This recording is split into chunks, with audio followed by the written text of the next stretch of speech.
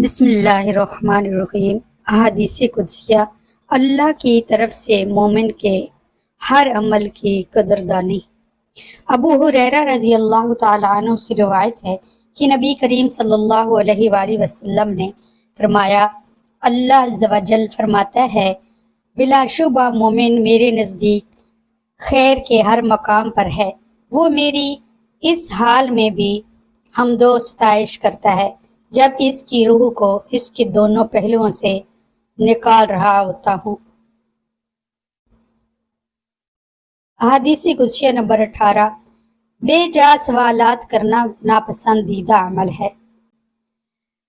انس بن مالک سے روایت ہے کہ رسول اللہ صلی اللہ علیہ وسلم نے فرمایا، اللہ تبارک و تعالیٰ فرماتا ہے، بے شک تیری امت مسلسل یہ کہتی رہے گی، یہ کیا ہے، یہاں تک کہ وہ یہ بھی کہہ دیں گے، یہ تو اللہ ہے جس نے مخلوق کو پیدا فرمایا، تو اللہ کو کس نے پیدا کیا۔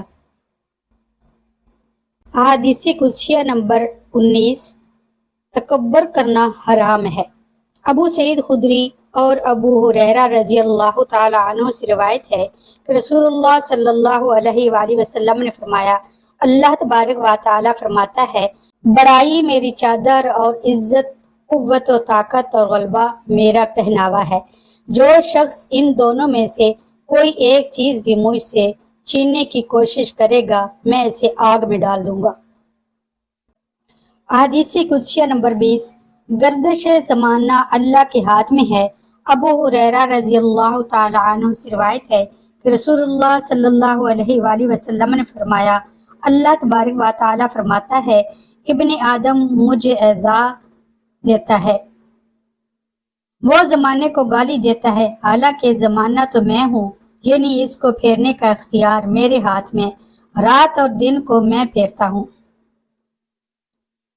احادیث قدسیہ نمبر 21۔ نہ میرا کوئی ہم سفر ہے۔ ابو ہریرہ رضی اللہ تعالی عنہ سے روایت ہے کہ نبی کریم صلی اللہ علیہ وآلہ وسلم نے فرمایا، اللہ تعالیٰ فرماتا ہے، ابن آدم نے مجھے جھٹلا دیا،